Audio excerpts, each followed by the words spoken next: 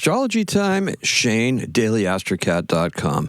Sitting here talking to you with the beautiful full moon out the window that way, over my shoulder, on my shoulder actually, just a little bit behind me. So let's talk about this because the moon is going to enter Pisces at 2:50 in the morning. We just had our full moon in Aquarius, right? It's kind of fun, right? Now, Pisces moons are different, right? Because that's a totally different energy. That energy becomes much more to ourselves, right? We become more empathic. We become more feeling and more in tune with the things that are about, right? That Aquarius moon may have struck us, I'd say, intellectually. However, the Pisces moon is there for inspiration. It's there to speak to the inner artist inside, touches on our feelings and everything like that, right? Yeah, we're going to take it just like that. Now, with that being said, let's talk about this because this is kind of interesting. Mars is going to trine Pluto at 2:45 in the afternoon today. That activates that kite thing. That's that right-hand side of the kite where Aquarius is. I put the kite on the actual graphic for this particular episode. Only because, it's good to have a visual representation of it, right? We may go into a deeper thing when we actually build one, just for these purposes here. So talk about it. This is a transformational week, right? If we've got Mars trining Pluto, those are the twin engines of Scorpio, right? That drives change. That drives change whether you want it or not, right? That kind of change is just like, ooh.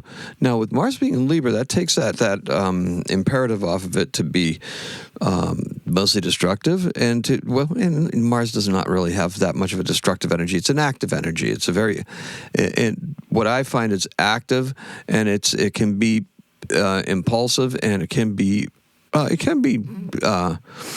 aggressive, but it can be aggressive in bad ways or good ways. It depends on how you choose to use the aggression, right? That's what it always is. It's how we do it, right? It's the intention behind it. Just like every time I go to record this, I set an intention with lit candles, and I ask for guidance and to make this for the best, for the greatest good of everybody. Borrowed that from somebody. Yeah, I did. But, it's a good intention to start with. I also set my intention for the Scorpio season because I've told you to do that a couple of weeks ago, and I still do that. I'm trusting the flow. I'm trusting where I'm going. I know where I'm going. How about you? Now, what house in your chart is ruled by Libra? Think about that. Okay? And where is Aquarius in your chart? These are the things you need to think about. When I'm speaking about astrology and transits and everything that's going on up in the sky at the moment, it does relate back to your natal chart. And knowing your natal chart is one good step in understanding what opportunities the energies present to you. I may say what the feeling is for the day because, we all have those days, right? We go in and, oh my goodness, today's crazy. Oh my goodness, today the people are just going nuts. They're focusing on every little detail. Oh, it's pretty chill. That's a general thing. This astrology here, what I'm telling you right now, is how you can personalize it for yourself. Okay? Now think about it. I asked you, where's Libra in your chart? I asked you where Aquarius is in your chart. Now, think about this. Trines, that trine energy is super positive, but it's also an easy flow of energy between the two signs, right? So we've had an easy flow between Libra and Aquarius there. So what is it that we're accomplishing with that? What is it that is doing? Now, for me, I happen to be a Virgo rising, so that means that this is between my second house and my sixth house. Okay, I have Mars in my sixth house natally. I'm super grateful. Listen, what does that mean? Well, Mars in the sixth house, that's the house of service, right? However, I've got Aquarius, the Pluto and Aquarius, trining Mars in that sixth house. That's your job. That's your career. That's not career, but that is what you do for a living. That's your daily life, right? The 10th house is more like, career, how you're going to gain public acclaim and, the success that's gathered. But the actual work gets done in the 6th house. And the 6th house being in Aquarius, well, that's a different that's a different thing, right? That's innovation. That's change. That's something we're looking at. We're innovating something. We're doing something different, right? It's more social. It's more out there. It's true. And Pluto is that agent of change. We've made a change. I've made a change. That's what I'm getting more into. Mars in my second house, that's the house of what we possess, what we have. Some people like to call it the house of finances, the house of money, right? Mars in there, that's action. That's going for that. That trine between Mars and Pluto is that change that's happening in that workplace is tied to that monetary compensation. That's one way to look at it. Now, how your chart looks and how you can interpret that is entirely up to you. Now, you can leave comments below. Don't ask me to read your charts because I don't really want to get into that. But we can have discussions about different placements and what they could potentially mean without getting really into the nitty gritty. If you do, let me know what your rising sign is, though, because that's very important. That way we can have an intelligent conversation. We've had a couple of those and they've been fun. All right. And we want to make sure we keep it fun, keep it light, and keep it moving, right? Now, I'm really super grateful to everybody. There's talented and beautiful people that are just joining me every day, and I'm just stunned and amazed every single day when I'm seeing people that are starting to pick up on what I'm putting down, and when I look at their profiles and see what they're doing, it's an honor to be able to give you guys a little bit of guidance and connect on the level that we are currently connecting on. It means a lot to me, so please stay connected and keep commenting. If you find the astrology useful, then please say that it's useful. Let me know. Share it. Do the nice things about it, right? Save the favorite reels. This, especially on the complicated talks or talks that particularly resonate with you. So you can go back and maybe you can take a look at it and see exactly where this is falling in your chart and how it's affecting you. Just like I told you how it's affecting me. Because when it comes down to it, right? We have all day today and tomorrow to build up our network and stay connected. Okay? And we can supercharge it by involving each other. And that way we build a better community, a more vibrant community of like-minded people. Because our keyword today is actually alike. We are alike in many ways. Our color is a misty greenish-blue, almost like a bluey sage or something like that, right? Or sagey blue, something like that. The sun in Leo is the scene. Moon in Pisces, well, that's your music. I love this for all of us. Your art is changing. You're regrouping. Your career is ready to change as well. Remember the 2 trains that I talked about a couple weeks ago? Maybe even 3. Time flies, right? And support and caring for each other as a result of love is the manna that we require that will sustain us spiritually. Yeah, not everybody does this for recompense, for money. It's that support, it's that love, it's that caring for each other that gives us that sustenance, that feeds us spiritually so we can do better things, right? Drink water, lots of water. I forgot to do that a little bit tonight. We actually went out and sat with the moon rising, had a fire, had some stuff on the grill, and had a chance to talk and connect. Just have a lovely time together, spending the evening, built the fire in the fire pit to honor the moon and to honor everything that's going on around us. And we were rewarded with bats dancing above the house, just flying around, playing little bat games, chasing each other. And they gather bugs by the streetlights, so you can't tell me they're like just out there flying. They were having fun. I gotta tell you, they're zipping around the trees and just having lots of fun, flying very fast. Look, toss hearts around on social media today. Yeah, if you're on social media, toss hearts. Just be generous with them. Be liberal. Like the people you really like, and that way you'll key right into your tribe. Okay. Look, purchase things from people, right? If they're offering something, yeah. If you can do it, purchase it. We need to help each other, sustain each other. Jupiter and Venus are drawing nigh in Cancer. It's going to be good, right? Jupiter and Venus conjunct? Yeah, that's going to be really super good.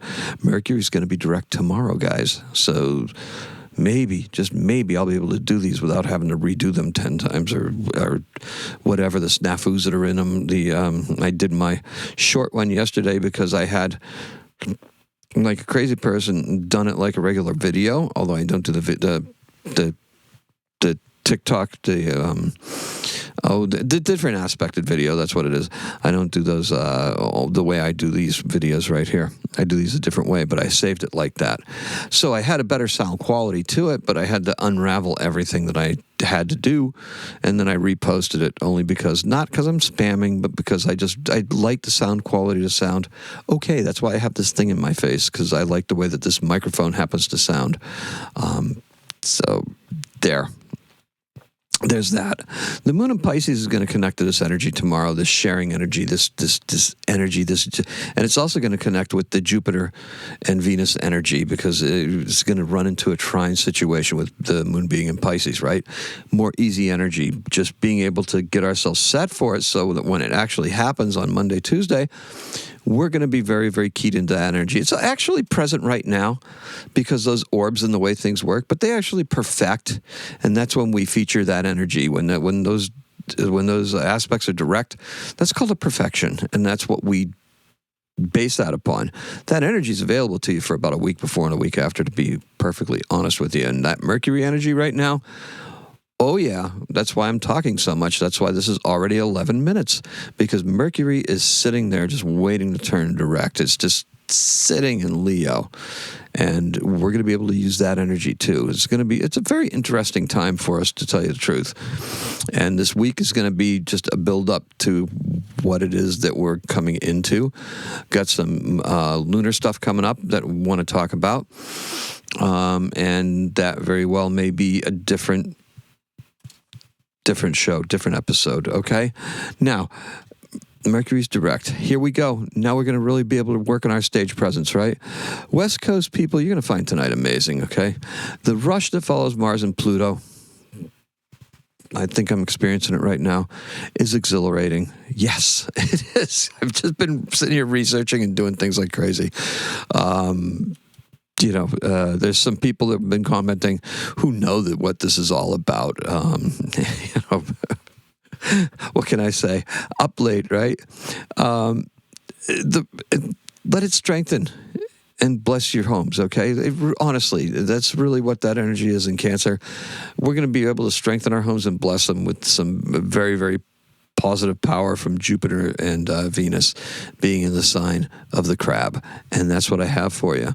In 1628, the Swedish warship Vasa sinks in Stockholm. It basically sank in the harbor. They took it out. It got a light breeze.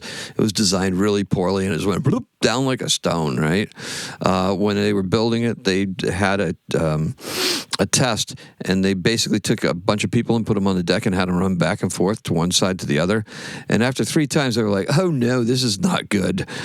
Nobody could get in touch with the king, and consequently, when the ship went out into the harbor, it sank. Now, this is bad for Sweden. However, it was very, very good for technology and understanding 17th century technology as far as ships are concerned, because the cold waters of the Baltic preserved the Vasa, and that's where we get this lovely thing. Now, the Vasa represents the only complete surviving and investigated example of a whipstaff steering system.